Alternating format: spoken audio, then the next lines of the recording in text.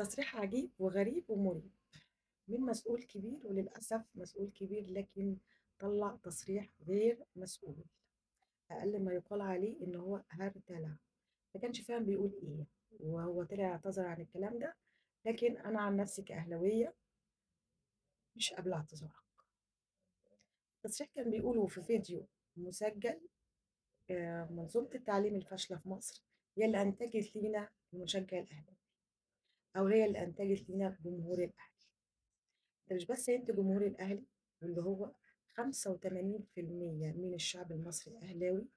85% من الشعب المصري الاهلاوي اتعلم في نفس المنظومه الفاشله اللي حضرتك بتتكلم عليها، وان حضرتك نفسك متعلم في نفس المنظومه الفاشله دي، وان 90% من موظفين ومديرين البنك اللي حضرتك نائب رئيسه متعلمين في نفس المنظومه الفاشله دي، واللي حضرتك أكيد عارف إن هم موظفين كفء ومتعلمين كويس جدا، وحضرتك بتشرف عليهم، وحضرتك بتنجح بيهم وبتشيد بيهم، وأكيد هم سبب وجودك في المنصب ده، شغلهم وبتاع.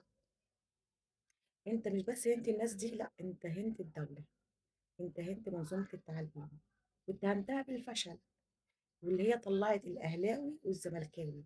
هي اللي طلعت حضرتك، وطلعت رئيس البنك، وطلعت موظفين البنك اللي حضرتك بتديره، وهي برضو اللي ولادك بيتعلموا فيها، واللي باباك علمك فيها، ووالدك ووالدتك اتعلموا فيها بنفس المنظومة الفاشلة اللي حضرتك بتهينها. حقيقي تصريح غير مسؤول، وإن دل على شيء يدل على إن المشجع الزملكاوي حقيقي عقليته واحدة، ما بتتغيرش مهما كان منصبه، مهما كانت درجة تعليمه، ومهما كان سنه. مسؤول كبير، وكبير في السن كمان، ومش عارف هو بيقول إيه.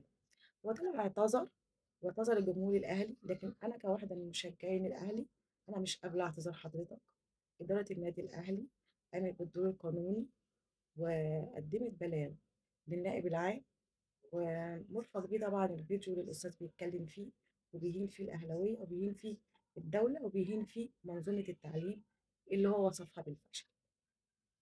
جمهور الاهلي مش محتاج حد يرد عنه، كل الدنيا عارفه جمهور الاهلي ازاي. ولكن الإدارة قامت بدورها، والجمهور هيقوم بدوره. شكرا لحضرتك على الإهانة، ومش مقبول اعتذارك خالص. هرد عليك بكل أدب وبكل احترام، و... وللأسف الشديد هو ده إنتاج جمهور الزمالك.